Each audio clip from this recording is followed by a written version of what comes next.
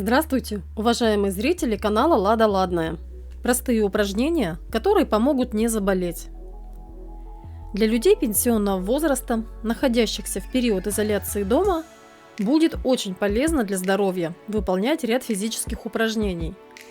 Для всей семьи подойдет и принесет колоссальную пользу комплекс дыхательных упражнений. Они были придуманы еще древними йогами. Позже дыхательная гимнастика стала отдельной формой ЛФК – лечебной физкультуры.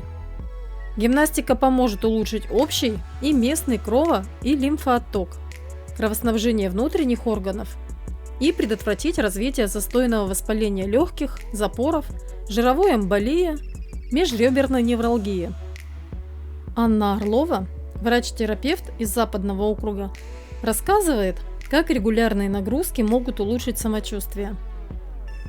Для людей пожилого возраста регулярные занятия станут профилактикой заболеваний легочной системы, патологий уха, горла и носа. Помогает как вспомогательная терапия при болезнях внутренних органов, эндокринной, нервной и сердечно-сосудистой системы, включая реабилитацию после инфаркта и ишемического инсульта. Не стоит заниматься дыхательной гимнастикой, если есть болезни или состояние, при котором возможно развитие сильных кровотечений, инфекционном заболевании в остром периоде, резком ухудшении общего самочувствия, которое, например, грозит перерасти в сердечный приступ, привести к гипертоническому кризу или обмороку, температуре тела выше 39 градусов. Когда человек в возрасте начинает заниматься дыхательной гимнастикой, улучшается его состояние в общем. Занятия для пожилых отличаются своей спецификой и интенсивностью. Для них гимнастика оказывает благотворное влияние на сердечно-сосудистую, опорно-двигательную и другие системы организма, а также помогает затормозить снижение жизненной емкости легких. Комплекс разрабатывается с учетом физиологических особенностей людей пожилого возраста. Дыхательные упражнения обычно делятся на 3 вида. Статические, выполняемые в неподвижном состоянии. Динамические, выполняемые в содружестве с движениями. Дренажные.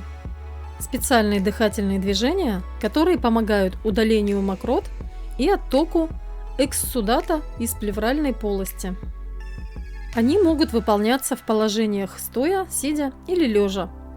Также типы дыхания подразделяются на грудные, верхние. На вдохе грудная клетка расширяется, а на выдохе сжимается. Диафрагмальные или брюшные, нижние. При вдохе грудная клетка остается неподвижной, а округляется, выпячивается живот. А при выдохе он втягивается в себя. Смешанные или комбинированные, полные.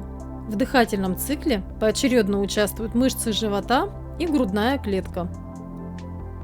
Самые известные – это методики парадоксальной дыхательной гимнастики Стрельниковой и Волевой, ликвидации глубокого дыхания Бутейко. Они достаточно сложны, для того, чтобы правильно их выполнить, пожилым людям необходимо внимательно изучить видеоуроки. Расскажем о нескольких видах, которые можно выполнять, не выходя из дома. Топ-10 дыхательных упражнений из гимнастики Стрельниковой. С их выполнением справится каждый. Ладошки. Стоя прямо, руки согнуты в локтях, ладони на зрителя.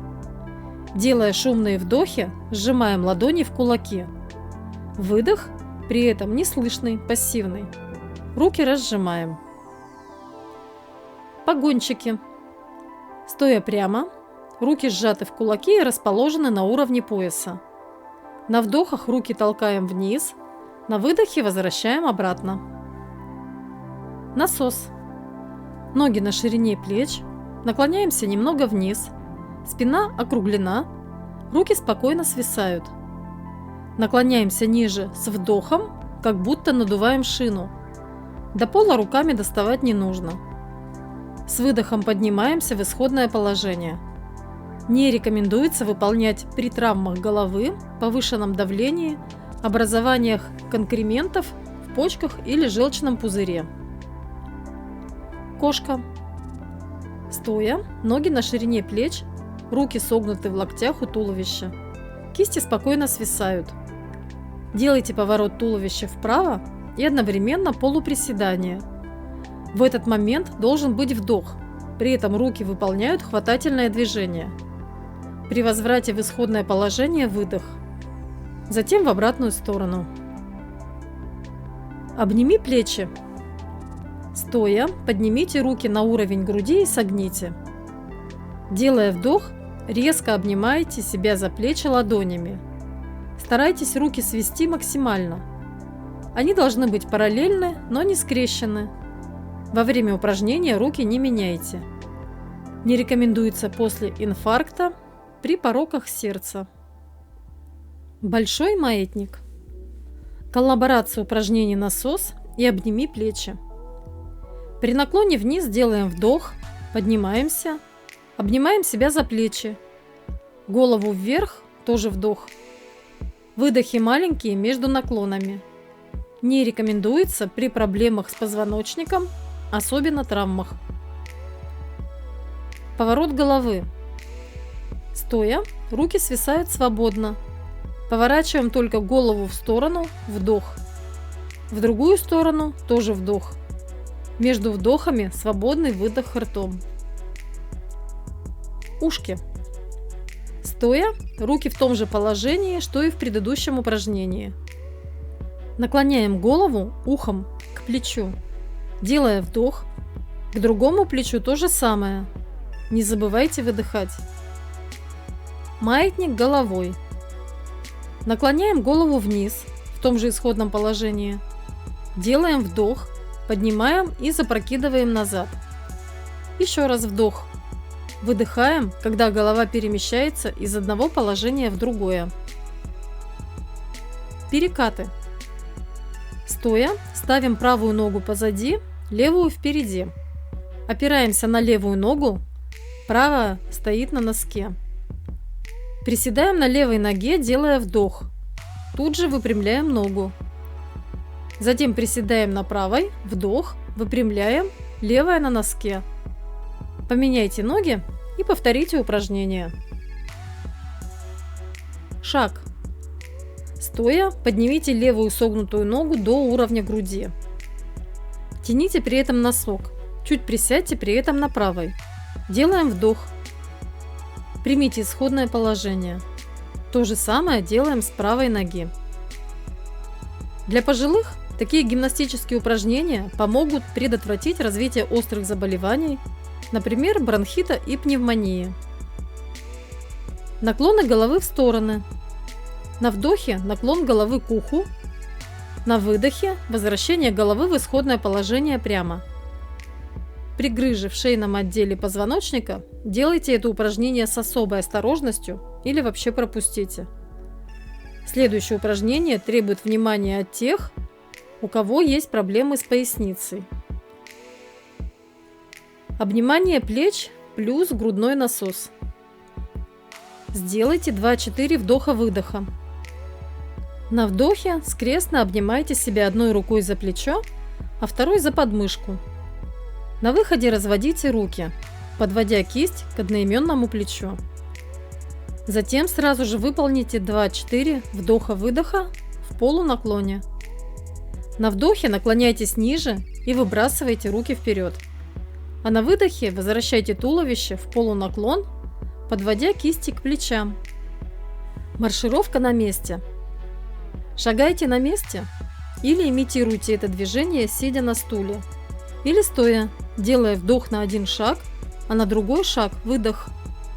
Выполняя движение руками, старайтесь не поднимать плечи. Полуприседы. Упражнение доступно только тем пожилым людям, которые в состоянии выполнять комплекс хотя бы частично стоя. Поставив ноги на ширину плеч, делая полуприседание, вдох, расправляя колени, выдох. Упражнение нужно выполнять в течение 15-20 минут, 2-3 раза в день. Но не стоит забывать, что нужно придерживаться важных правил во время занятий. Вдохи через нос, предельно короткие, резкие, шмыгающие, на весь объем легких. Выдохи через рот, самотечные, без акцентированного внимания. Темп в идеале согласован с биением сердца. Дозировка группами от 4 до 8 вдохов-выдохов с общим суммарным количеством от 32 до 100 раз, с небольшими паузами для отдыха. Исходное положение в зависимости от самочувствия – лежа, сидя на стуле или стоя. Благодарю вас за просмотр. Напоминаю, что данное видео имеет только информационный характер. Для лечения необходимо обратиться к врачу. Если вы еще не подписаны, то сейчас самое время подписаться и включить колокольчик. Поделитесь этим видео в социальных сетях. Будьте здоровы и заходите ко мне на канал, чтобы не пропустить новые видео.